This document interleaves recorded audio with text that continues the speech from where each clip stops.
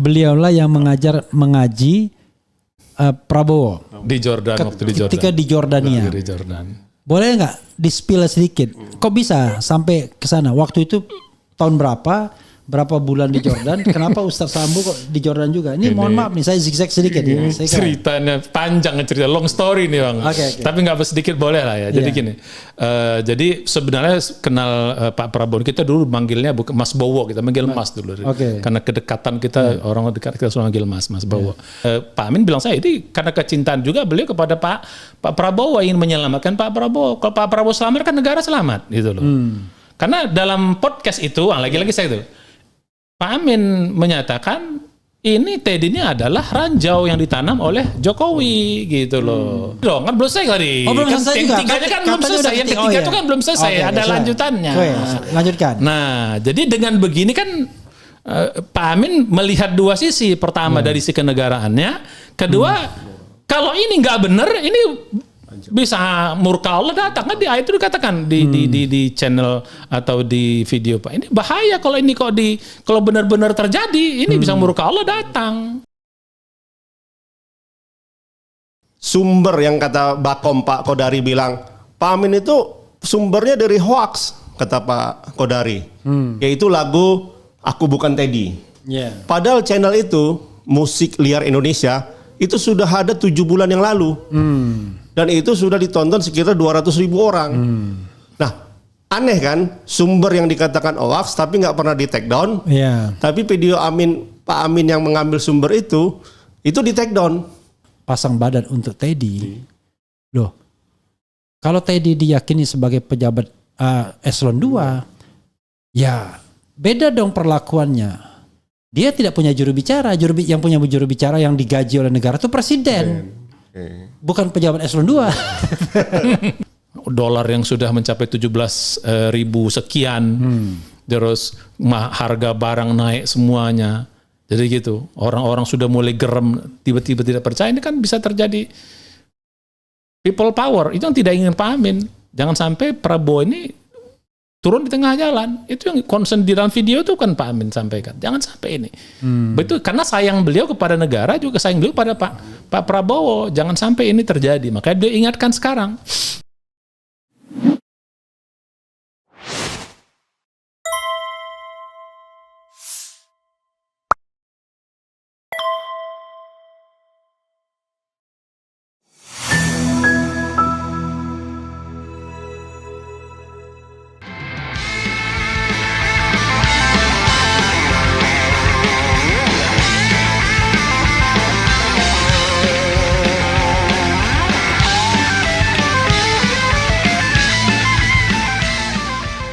Gitu, saya geser ke Mas Taufik ya, Sekjen Partai PAN, Partai Umat. Oke. Ada dua hal yang saya tanyakan. Tiba-tiba ada orang yang mengaku-ngaku sebagai struktur Partai Umat. Perlu diklarifikasi, yang mengatakan Amin Rais sudah offside, ya kan? Berarti dia menggiring bola itu, atau dia mendapatkan umpan lambung offside posisinya. Yang kedua adalah ini pernyataan apakah resmi dari Partai Umat, ya kan? Ataukah sesungguhnya ini masalah pribadi Pak Amin? Termasuk jawaban yang kemarin dikeluarkan struktur partai, kemudian juga Pak Amin pada acara Partai Umat. Jadi saya hanya ingin penegasan kaitan statement ini dengan Partai Umat. Silakan.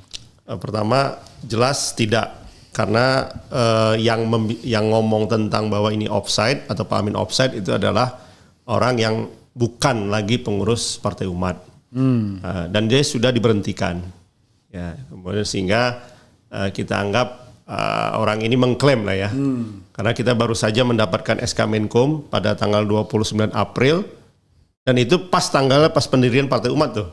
Kita nggak tahu tuh, Allah memberikan apa? Hadiah ya, pengesahan. Hadiah milad. Nah, dalam waktu 1 hari kita munas, nah sehingga Pak Amin videonya tanggal 30, kemudian nggak tahu ya, mungkin itu skenario Allah agar mungkin apa yang selama ini kita perjuangkan bisa dilihat oleh publik gitu ya.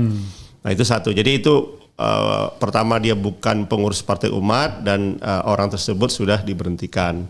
Itu satu. Yang kemudian kita sudah menyatakan bahwa 1000% ya 1000% mendukung pernyataan Ketua Majelis Syuro kita. Karena kita kan nggak bisa memisahkan Pak Amin sebagai figur pribadi maupun Pak Amin sebagai Ketua Majelis Syuro. Seperti Pak Prabowo kan nggak mungkin kita bilang Pak Prabowo kalau lagi melakukan sesuatu yang kita anggap negatif, itu bukan sebagai presiden, tapi sebagai Prabowo. Jadi nggak usah kita nggak bisa kan gitu. Jadi melekat. Apapun yang dikatakan Pak Amin Rais itu adalah apa yang dikatakan oleh Ketua Majelis Syuro kita. Sama dengan Rasulullah. Rasulullah kan nggak bisa kita pisahkan. Mana dia di saat sebagai nabi, mana sebagai private dia, nggak bisa. Bisa nggak membedakan antara Bahlil sebagai Menteri Energi dan Bahlil sebagai Ketua Umum Golkar? Kalau nggak bisa dibedakan, gawat loh itu. Karena dia memang konteksnya gini Bang Sigit. Konteksnya kan memang Partai Umat ini kan punya tagline, ya lawan kezaliman, tegakkanlah. Ini konsepnya lawan kezaliman, amar nahi mungkarnya di situ di sini kan gitu. Ya, kemudian jadi kalau selama Pak Amin bergerak di sini kita akan dukung. Kemudian di video itu kan captionnya kan Ketua Majelis Syuro Partai Umat, Profesor Dr. Amin Rais. That's the point. Jadi video itu pun menstate bahwa Pak Amin pada saat itu statusnya sebagai Ketua Majelis Syuro Partai Umat dan ada bendera Partai Umat, ada logo Partai Umat. Jadi ya kita anggap itu sebagai resmi pernyataan dari Ketua Majelis Syuro Partai Umat, kecuali pada saat itu tidak ada caption atau Pak Amin mungkin lagi sedang diwawancara misalnya gitu. Itu beda ya. Nah, itu jadi pertama tadi karena memang struktur partai kita adalah syuro sehingga kita anggap pemimpin tertinggi kita ya istilahnya betul ayatullahnya gitu ya. Ayatullah gitu ya Pak Amin gitu. Jadi apapun yang dikatakan Pak Amin apalagi sebagai Ketua Majelis Syuro ya kita anggap itu adalah pernyataan dari Partai Umat. Oleh sebab itu tidak mungkin Ketua Majelis Syuro yang ngomong seperti itu kok DPP-nya bilang offside. Itu berlawanan dengan logika struktur atau mekanisme ADART partai kita gitu loh Bang. Itu nggak mungkin terjadi. Itu sama ya. Dan mengatakan bapaknya salah. Dan orang yang tadi mengaku-ngaku itu jauh sebelumnya sudah diberhentikan, bukan gara-gara. Nah, jadi jangan salah juga orang menganggap gara-gara pernyataan dia itu yang salah kemudian kita berhentikan atau kita pecat dari pengurus. Enggak. Orang ini mungkin sekitar udah 6 atau 7 bulan yang lalu sudah tidak ada dalam struktur DPP Partai Umat dan sudah tidak ada dalam anggota Partai Umat. Kalau diketik di sipol itu, kalau di sipol kan kalau NIK diketik Bang, itu keluar kan orang ini atau Bang Elvi anggota partai mana. Nah kalau orang itu coba minta KTP Anda, kita ketik tuh NIK-nya, nggak akan keluar tuh dia sebagai anggota Partai Umat. Anggota saja bukan, apalagi pengurus. Kan gitu. Kalau karena untuk menjadi pengurus harus wajib menjadi anggota. Dan kepengurusan sudah disahkan sudah oleh Menkum. Itu yang penting.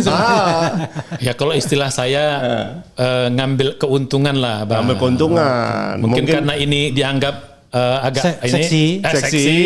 Dia mau klaim juga kan. Biar dia dapat untung apa gitu kan. Iya, mana tahu gitu, kan ditelepon Teddy kan. Mungkin enggak. Kalau itu nggak boleh kita kan? Nggak boleh itu ngambil keuntungan. Gitu. Terserah untungnya apa kita kan nggak tahu. Karena keuntungan kan banyak kan. Jadi lalu pertanyaannya adalah kan seolah-olah ya berhadapan dengan Komdigi kan. Kita sudah tampilkan juga bayangkan pernyataan dari Ridho Rahmadi, Ketua Umum Partai Umat di RH Channel. Bahkan bisa nggak? Saya bilang dia mengirimkan video. Kemudian saya bilang bisa nggak dimuat? Wah, kita muat tuh. Luar biasa. Kita muat aja. Yang paling penting kan sudah disetujui kan? Iya. Ini coba video viral Amin Rais dihapus. Kemudian apalah ini ya? Jadi kita muat. Nah pertanyaannya adalah bagaimana kemudian komunikasi atau cara untuk menghadapi, saya tidak tahu sejak serius apa Komdigi untuk menggugat soal ini. Atau mau melaporkan atau apa. Satu. Yang kedua, bagaimana tanggapannya dengan Menteri HAM yang mengatakan, wah ini pelanggaran HAM ini. Dia ada beberapa kriteria kan. Pokoknya macam-macam lah, degrading humanity, inhuman gitu-gitu. Silakan mau Pak Mas Taufik. Mas Taufik dulu dah, biar ada porsinya juga. Pertama tentang Komdigi Bang ya. Pertama Komdigi ini kita aneh itu. Kok tiba-tiba dalam mungkin nggak 1 hari atau beberapa jam dia bisa langsung secepat kilat melakukan take down video Pak Amin. Nah, istilahnya ya membatasi lah ya untuk diputar di Indonesia. Padahal sumber yang kata Bakom Pak Kodari bilang, Pak Amin itu sumbernya dari hoax, kata Pak Kodari, yaitu lagu Aku Bukan Teddy. Padahal channel itu Musik Liar Indonesia itu sudah ada 7 bulan yang lalu, dan itu sudah ditonton sekitar 200.000 orang. Nah, aneh kan, sumber yang dikatakan hoax tapi nggak pernah di take down, tapi video Pak Amin yang mengambil sumber itu di take down. Nah, itu logika yang kami bilang nggak masuk akal. Jadi Komdiji ini dalam mendefine. Saya bilang masuk akal. Karena yang ngomong adalah Amin Rais. Kadang-kadang dalam politik itu kita butuh bolak-balik aja. Jadi gini, dalam mendefinisikan bahwa itu adalah konten hoax atau konten nggak hate speech itu nggak jelas gitu loh, parameternya kan gitu. Ya memang nggak perlu parameter di republik ini kan. Iya, itu yang kita bilang. Nah, kenapa? Jadi kesalahan Adinda itu adalah Adinda pakai kaca pembesar normal untuk hal yang tidak normal. Itu satu. Makanya saya bilang, Pak Kodari bilang itu kan video hoax yang diambil oleh Pak Amin katanya, sumbernya lah. Aneh kan video, tapi nggak di take down oleh Komdija, itu satu. Banyak lah. Nah, yang salah lagi saya bantah. Ngapain ngutip Kodari? Itu bahasa Inggrisnya tuh he is doing his job. Oke. Kemudian masalah jadi jangan diganggu orang yang sedang mengerjakan tugasnya. Gitu. He is doing his job. Just let it be ya. Iya. Kemudian masalah Pak Pigai. Nah, Pak Pigai ini lebih aneh lagi. Dia mengatakan bahwa Pak Amin melanggar HAM. Nah, dia nggak menjelaskan pasal mana atau dalil mana yang dilanggar oleh Pak Amin. Padahal di pasal 28 jelas tuh ada huruf F, ada sampai huruf J.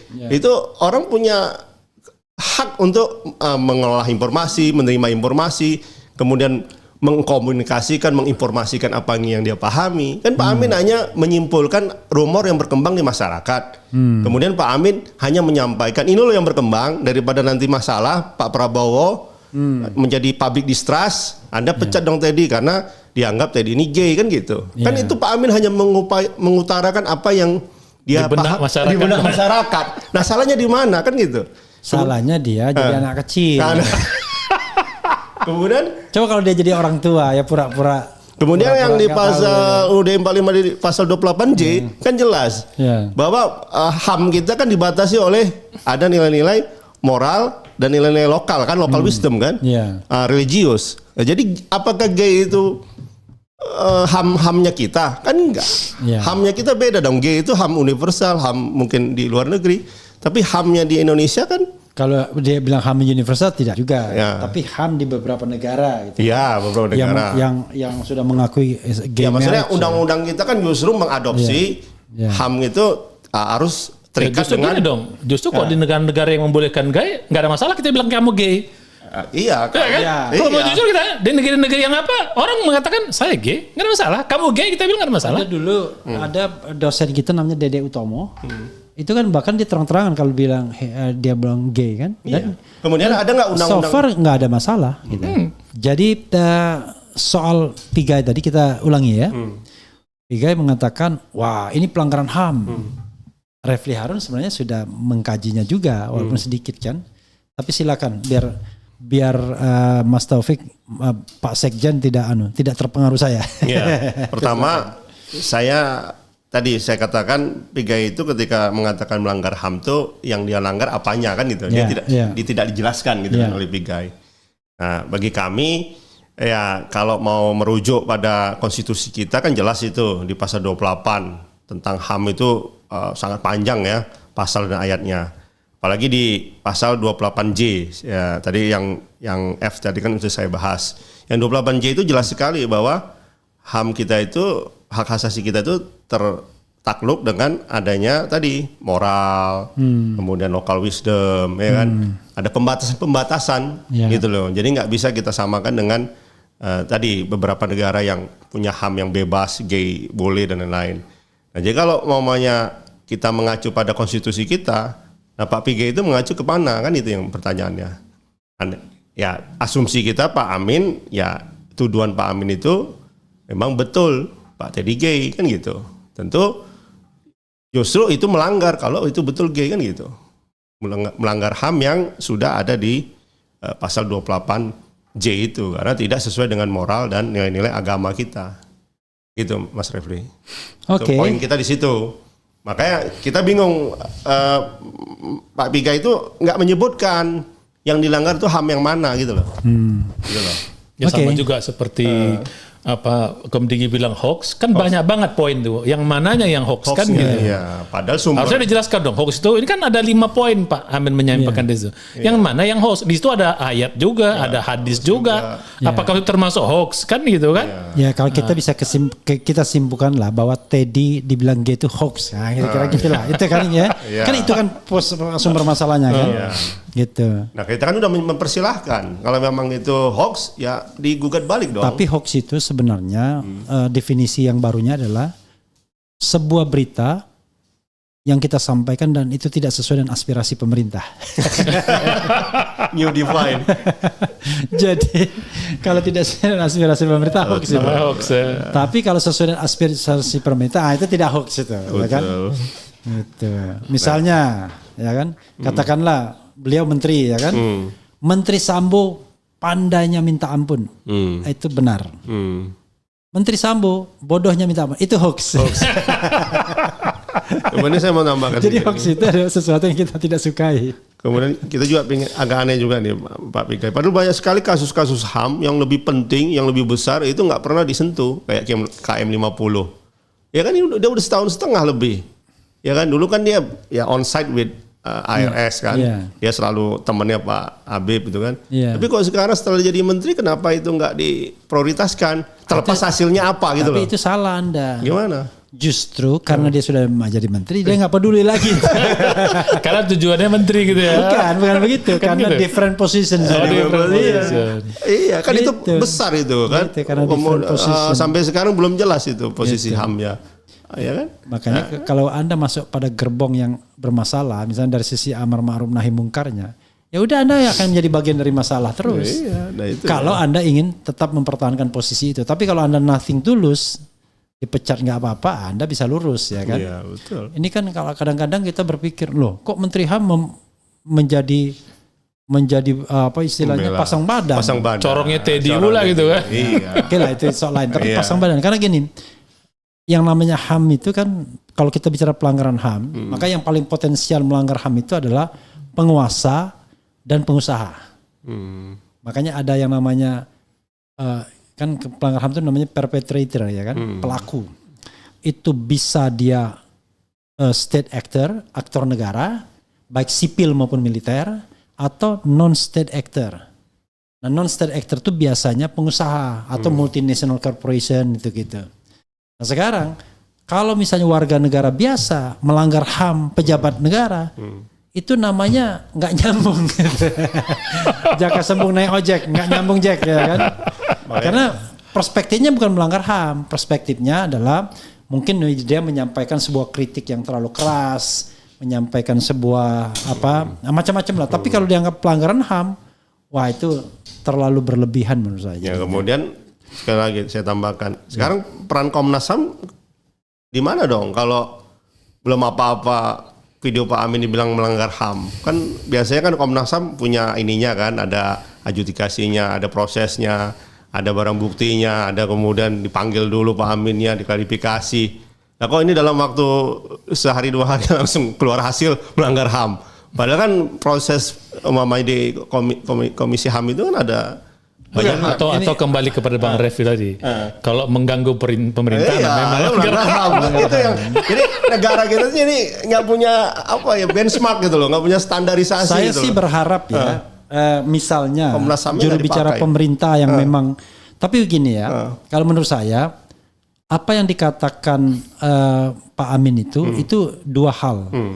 Satu, masalah personal yang hanya bisa dijawab oleh yang bersangkutan. Ya. Kedua, masalah privat yang hanya bisa dijawab oleh yang bersangkutan. Masalah ketatanegaraan publik yang harus dijawab baik oleh yang bersangkutan maupun oleh juru bicaranya. Contoh, misalnya mengatakan Teddy gay gitu, itu hanya bisa dijawab oleh Teddy sendiri. Itu karena dianggap itu katakanlah penilaian personal, ya kan? Dari sana mungkin personal attack ya, tetapi penilaian personal. Dan Teddy sudah menjawab. Apa jawaban Teddy yang menurut saya ya kita hormati aja. Jawaban dia adalah tidak semua hal harus dijawab. Sudah kan selesai kan? Saya pernah dengar loh. Tidak semua hal dijawab. Selesai kan? Berarti atau pasti ada gitu ya. Artinya case close ya kan? Nah sekarang giliran Prabowo yang menjawab. Yaitu tadi kritik-kritik ya bahwa bisa berbahaya bagi pemerintahan. Nah itu tidak harus Prabowo, bisa Kodari. Gitu. Cara bernegara yang bisa. Jadi Kodari kalau dia mau menjawab, jawab pada bagian ketatanegaraan. Yang substansinya di situ yang dimasukkan Pak Amin sebenarnya kan? Substansi ketatanegaraannya, bukan menjawab rumor personalnya. Gitu terbalik. Jaka Sembung juga tadi. Gitu. Kalau ini bawa golok mah. Tolong Kodari belajar ya. Nah, nanti Kodari nonton ini biasa aja. Sialan saya disuruh belajar. Jadi banyak hal-hal tapi yang penting yang begini-begini kadang-kadang memang pejabat publik tidak bisa membedakan mana urusan publik, mana urusan privat. Ya kan? Jadi kalau misalnya kita mengatakan Teddy Gaze itu, ya kan? Itu urusan privat sesungguhnya. Jadi privat to privat. Jadi Komdiki nggak perlu masuk di sana. Apalagi yang diurusin dia adalah pegawai eselon 2. Iya kan? Masa dia kemudian pasang badan untuk pegawai eselon 2 kan nggak masuk akal. Iya kan? Masa menteri pasang badan downgrade atau ya? Iya. Jadi kita main logika dia aja ya kan. Walaupun kita juga pura-pura nggak tahu ya kan. Ini eselon 2 pakai telur spesial ya kan. Makanya gelabakan gitu loh. Hanya dalam waktu 2-3 hari itu kayak negara itu kayak. Nah itulah menurut saya, ini kritik saya terbesar ya. Sebagai orang hukum tata negara. Yang tidak bisa menempatkan mana urusan negara, mana urusan pribadi. Bagaimana posisi seorang menteri itu ketika harus berkomentar. Ketika dia misalnya pasang badan untuk Teddy. Loh, kalau Teddy diyakini sebagai pejabat eselon 2, ya beda dong perlakuannya. Dia tidak punya juru bicara. Yang punya juru bicara yang digaji oleh negara itu presiden, bukan pejabat eselon 2. Jadi rakyat membayar pajak untuk juru bicara namanya Muhammad Kodari dan lain sebagainya, tidak untuk menjadi jubirnya pejabat eselon 2, tapi menjadi jubirnya presiden. Gitu loh. Nah, ini kadang-kadang yang begini-gini kan kadang-kadang bagaimana kalau presiden memerintah untuk menjawab demikian? Enggak boleh juga dia, maaf Pak, saya nolak. Saya jubir Bapak Pak, bukan jubirnya teman Bapak. Kan kira-kira begitu kan. Kalau begitu saya pecat. Enggak apa-apa Pak, saya dipecat, ya kan. Kehormatan bagi saya karena menegakkan aturan yang benar. Nah ada orang yang begitu ya kan. Nggak disuruh. Udah banyak yang dipecat kalau gitu Bang. Ya, atau nggak disuruh aja pasang badan gitu kan. Dulu pernah biar ada perhatian. Ya. Ya gitu. Direktur FBI pernah tuh melawan Trump dalam hal itu. Ya, misalnya gitu. Dia tapi memang di dalam sebuah pemerintahan pejabat yang punya integritas dan punya sikap ya memang nggak lama. Karena kata Hatta ya kan. Tapi saya ingin masuk satu hal Bang berkaitan dengan tinjauan agamanya Bang. Sering juga di. Oke, kan, silakan. Jadi gini. Ini kan sering juga. Ujung-ujungnya ngobrol-ngobrol aja nggak apa-apa. Ya. Mumpung di sini ulang tahun Anies ya sekarang. Gak ada kaitannya. Jadi gitu Bang. Jadi kalau saya lihat kan banyak juga orang sering membawa jauh pada agama kan gitu. Jadi kita harus memberikan perspektif yang berbeda juga kan gitu. Fitnah lah, apalah macam-macam. Yang pertama, kalau saya melihat pernyataan Pak Amin ini adalah bagian dari nahi mungkar gitu loh. Karena nahi mungkar dalam konteks yang disampaikan Pak Amin ini, ya ini kalau nggak begini orang nggak akan atensi gitu loh. Ini kan sebenarnya kemungkarannya udah banyak orang tahu, tanda petik ya, kemungkaran tanda petik. Seperti ini banyak orang tahu, cuman gak ada yang berani ngomong. Ya para ulamanya diam, para ustadznya diam gitu loh, tokoh-tokoh agama juga diam kan gitu. Menganggap ini orang privat nggak boleh, tapi kan bahaya nih kemungkaran kok terjadi di lingkaran istana. Kalau dibiarin bisa kena murka kita semuanya. Ini saya pikir itu bagian dari man ro'a minkum mungkaron itu. Kalau kamu lihat mungkar itu kau ubah dengan tangan, nggak bisa dengan mulutmu. Iya. Gitu. Fal yughirhu biyadihi nggak bisa fabilisani. Iya. Gitu. Jadi, nah selama ini kan banyak orang lisan kekuasaan nggak bisa, lisan pun tak mau, paling cuma menolak dengan hati. Wadzalika adhaful iman. Itu iman yang paling lemah kan gitu. Begitu dapat tiket surga, nanti nunggu dulu kamu di belakang. Nah itu. Kamu cuma main modalnya cuma selama-lamanya iman. Nah, itu pertama dalam konteks itu kalau saya melihat. Ini konteks ini adalah konteks bercanda, Ustaz. Yang serius benar. Nanti pas ditanya kan, misalnya kan Ustaz Sambu, jangan Ustaz, kalau Ustaz RH misalnya. Gimana kamu tiket surganya? Saya banyak dosa Pak malaikat. Tapi paling tidak saya ada channel. Bukan. Saya nahi mungkarnya tidak dengan selama-lamanya iman. Channel gitu ya. Dengan apa kamu? Ya saya kan nggak punya kekuasaan. Saya dengan lisan, ya kan? Mana itu? Ini channel saya. Ada jejak digital. Ada jejak digital. Nanti dipanggil Rokib dan Atid ya kan? Bener nggak ini? Bener Pak bro. Bener bro, dia udah bikin 16.000 konten. Tapi bro masalahnya sebagian besar ngeritik Jokowi. Ya itu mudah-mudahan bagian dari nahi mungkar juga Bang. Silakan. Jadi yang pertama, jadi konteksnya ya kita nahi mungkar karena nggak ada orang berani ngomong. Ini suatu kemungkaran, tapi dibiarkan gitu. Nggak ada yang berani ngomong, ya Pak Amin yang ngomong. Dengan segala macam resikonya Pak Amin siap kan begitu. Itu yang pertama. Nah yang kedua, kalau kita lihat ini kan tanda petik ya, kemungkaran ini kan sudah banyak orang tahu.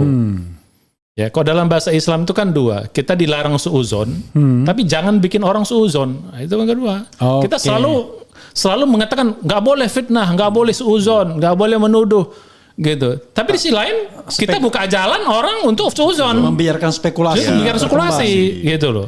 Nah peristiwa ini Pak Amin ngomong gini kenapa spekulasi ini dibiarkan oleh pemerintah, dibiarkan oleh istana gitu loh, spekulasi ini gitu loh. Ini kan bikin orang makin suuzon terus. Jadi kita contoh ya Rizal Fadila itu dia menulis dan kok nggak dimasalahkan, bahkan ini jauh lebih strong ya.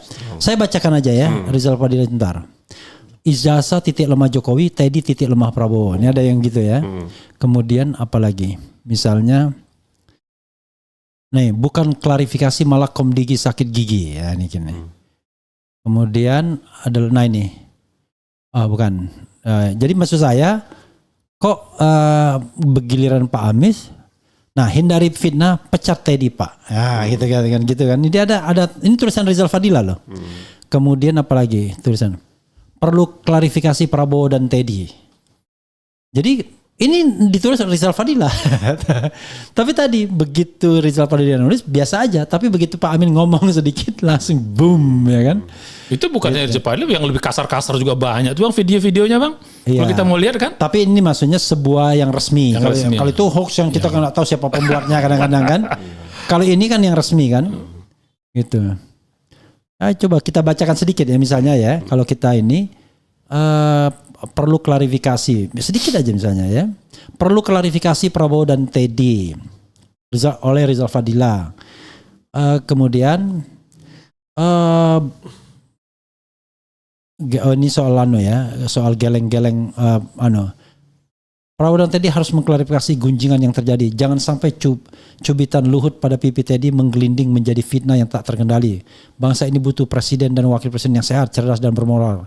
Bila tidak sebaiknya cepat ganti saja. Ujungnya begitu ya. Ya tapi intinya saya nggak mungkin bacakan semuanya kan. Nanti tiba-tiba saya menyebarkan hoax lagi kan. Tapi intinya bukan Pak Amin aja yang ngomong begini.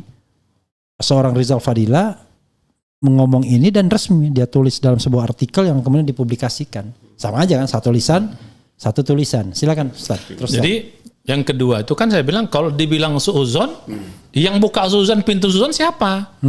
Kan begitu. Ya, berbagai macam video-video yang sudah muncul, berita-berita yang sudah menyebar, ya kan? Jadi Pak Amin menangkap ini suara masyarakat gitu. Bukan suuzon lagi, orang udah tahu ini apa Amin mencetuskannya. Nah ini ada contoh Mas ya, kalau kita lihat dari sisi agama ya, ada dua hal yang ingin saya sampaikan. Pertama, pernah Nabi Muhammad tuh begini Mas. Nabi Muhammad tuh pernah satu malam dia ngantar istrinya pulang.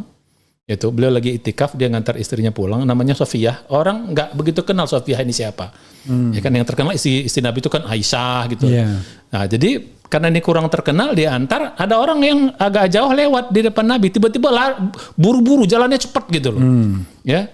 Hanya noleh Nabi dikit langsung cepat-cepat pergi. Dipanggil Nabi, tenang pelan-pelan kata Nabi.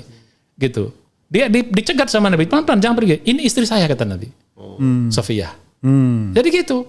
Jadi sekali biar Nabi saja gitu. Tidak ingin orang kurang suci apa Nabi itu? Oh iya. Kurang suci apa? Mungkin enggak, dia maksum, terjaga dari hal yang itu aja dia nggak mau umatnya atau sahabatnya suuzon sama dia. Dia panggil, ini istri saya, Sofia gitu loh.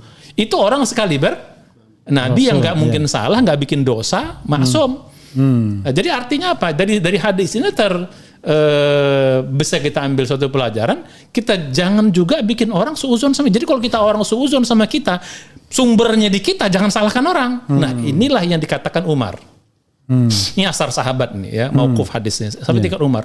Umar mengatakan gini, jadi siapa yang menjurumuskan dirinya atau membuka dirinya sampai orang jadi suuzon, jangan salahkan orang bersuuzon sama dia. Begitu Umar sampai bilang. Jadi gitu. Jadi kalau kau buka dirimu untuk orang suuzon, jangan kau salahkan orang ketika suuzon sama kamu. Ini Umar, perkataan Umar. Nah kalau kita dalam konteks sekarang, ini kan suuzon bernampak di istana seperti ini, dibiarkan semua sama istana. Jadi gitu. Jadi akhirnya ya Pak Amin harus meledakkan ini. Makanya yang ketiga saya pikir ya mari kita lihat pada manfaatnya ini. Bagaimana seandainya kalau ini sebenarnya benar, kan betapa ngerinya negeri kita ini. Jadi menurut Ustaz benar atau enggak? Ya tinggal jawab kalau sama pemerintah. Kalau dia merasa nggak betul tinggal silakan. Tapi kan indikator itu kan 95% sudah mengarah ke sana, begitu loh. Nah makanya kembali ke persepsi, mari kita fair dalam menilai ya, gitu loh. Jadi kan kalau nggak Pak Amin buat gini kan semua orang jadi baru terusikan. Oh iya, mudah-mudahan sampai kepada istana, sampai kepada Pak Prabowo bahwa ini nggak benar ya, beliau tinggal ganti aja, apa susahnya sih? Tapi kalau dia dibiarkan terus, orang bilang, woi, kan begitu. Kalau didiamkan terus kan orang bisa, oh, berarti jangan benar dong, kan gitu. Saya kira begitu poinnya. Bayangkan ya, sekelas Pak Amin aja masih menjaga diri untuk tidak mengatakan yang lebih lagi. Sebenarnya ada bagian yang tidak dikatakan, yang semua orang tahu kan, gitu. Tetapi ya tadi kita tidak cukup punya kebebasan untuk mengatakan apa yang bisa dikatakan terhadap pejabat publik, ya kan? Yang tidak boleh bergosip itu pada tetangga, tapi kalau pejabat publik boleh. Ya makan dari uang pajak kan. Iya, kalau pejabat dari uang kita. Kalau tetangga ya nggak boleh. Karena dia tidak makan uang pajak begitu, dari sisi governance ya kan. Oke, apa closing statement atau hikmahnya atau apa persiapan dari baik pribadi Pak Amin ataupun Partai Umat untuk menghadapi gelombang ini semua? Karena saya dengar kemarin di demo itu kantor Partai Umat ya. Ada laporan. Ada laporan tapi nggak ada. Nggak jadi. Entah ini apa namanya test the water aja gitu. Oke, testing the water. Hati-hati lo ya. Oke.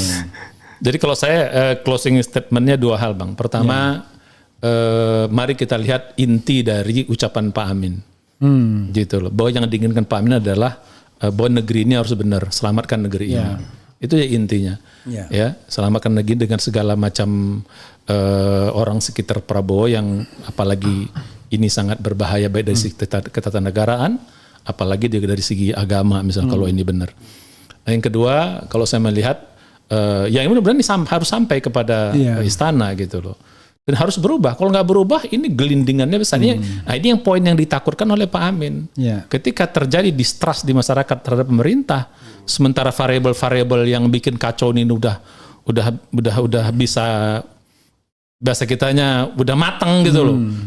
Dolar yang sudah mencapai 17.000 sekian, terus harga barang naik semuanya.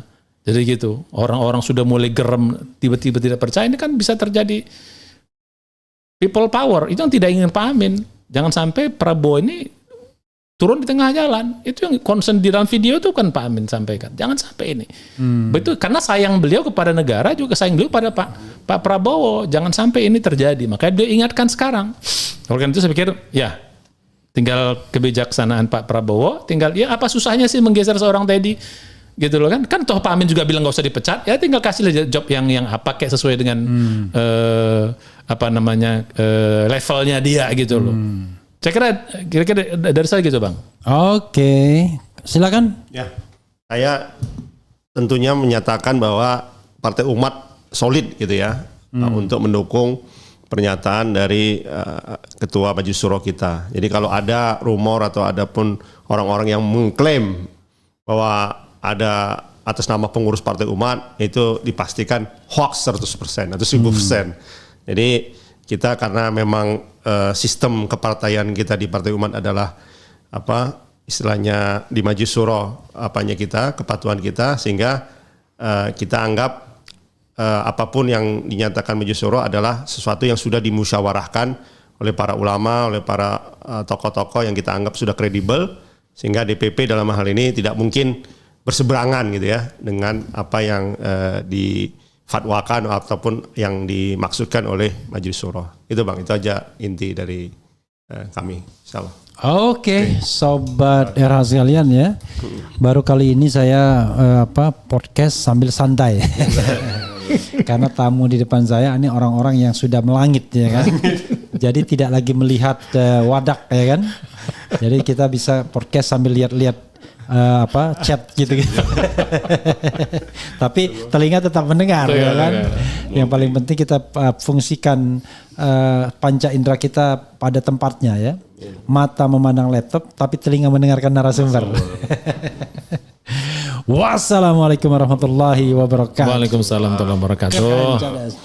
Makasih. Terima kasih. Terima kasih.